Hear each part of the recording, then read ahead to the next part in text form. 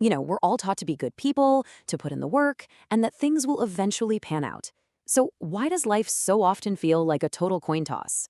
Today, we're going to tackle that exact question, one of the most frustrating parts of being human, and we're going to look for an answer in a really ancient teaching. I mean, we've all been there, haven't we? You really try to do the right thing, you make what you think are the good choices, and bam, chaos anyway. It can seriously feel like we're just pieces on some cosmic game board where the rules don't make any sense. But what if the rules are actually there, and we've just been reading them completely wrong this whole time? And right here, this is the heart of the paradox. Our daily lives seem to scream that everything is random and that suffering is just pointless. Yet this ancient teaching says the complete opposite, that nothing happens by chance, and every single experience has a purpose. Now, they can't both be true, or can they? To figure this out, we have to start with our very first clue. So our investigation kicks off by taking apart a word we all think we know, but, well, we might have it totally backwards. That word is karma. Most of us, we think of karma as this big cosmic justice system, like there's a universal scorecard keeping track of all our good and bad deeds. But the source material we're looking at reframes it as something completely impersonal, kind of like gravity.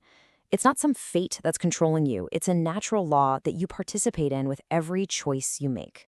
And this right here is where the whole teaching just flips the script. This isn't about being a prisoner of your past. Not at all. It's about being the architect of your future. See, the law of cause and effect might be fixed, but the causes you choose to put into motion, that's your freedom. That's where your power is. The source material gives us this perfect analogy.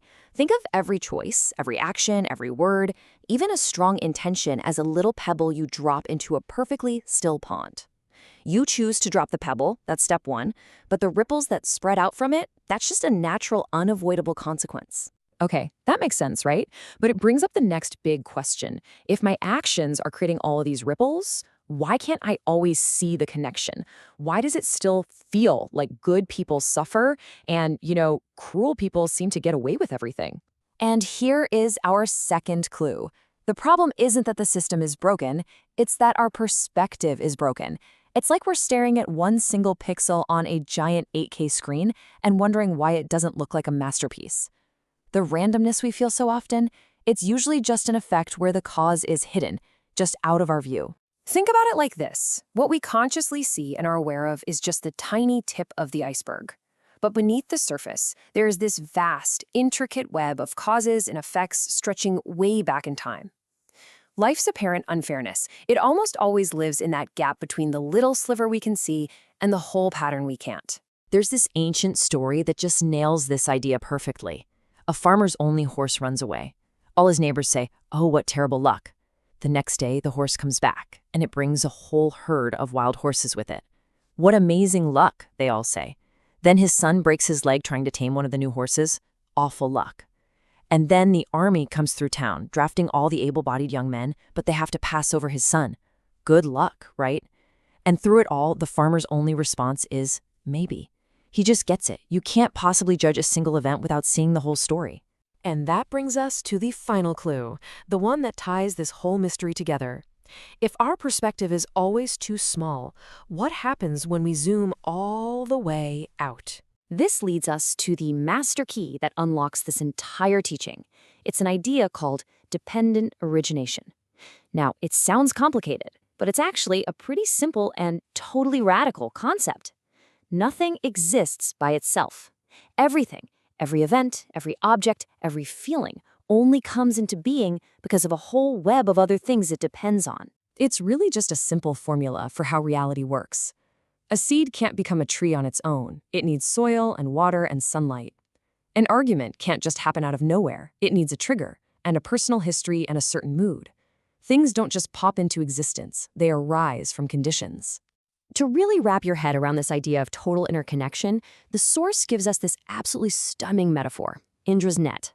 Just imagine a vast, infinite net stretching in all directions, and at every single knot where the threads cross, there hangs a perfect, glittering jewel. Now, if you look into any one jewel, what you see is the reflection of every other jewel in the entire net.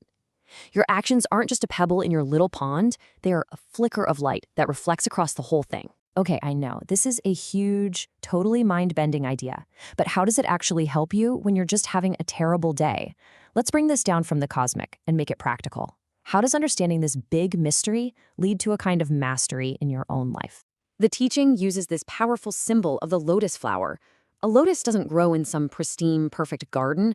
It grows from the mud and the muck at the bottom of a pond. And that right there is the key insight. Our wisdom doesn't come from avoiding hard times. Our challenges are the mud. They aren't an obstacle to our growth. They are the very soil it springs from. So how do you actually apply this when things go wrong? Well, instead of reacting like a victim of circumstances, you can respond like an investigator. Here's the 3-step process. First, just pause. Create a little bit of space between the thing that happened and your gut reaction. Second, investigate. Ask with genuine curiosity, not blame, okay, what causes and conditions actually led to this moment? And third, respond. Ask with intention, all right, what's the most skillful, beneficial seed I can plant for the future, right here, right now? So, after this whole deep dive, what are the key takeaways? Number 1, empowerment. You are not a victim of fate. You are the creator of causes. Number 2, perspective. Remember the farmer.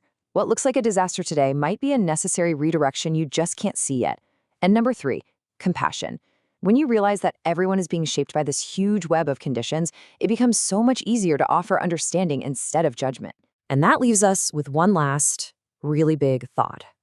We are all jewels in this net, constantly reflecting and shaping each other's reality with every choice we make. So if every single action, big or small, sends ripples across this totally interconnected world, what kind of future are we all collectively creating together right now? I'd love to hear your thoughts on that one in the comments.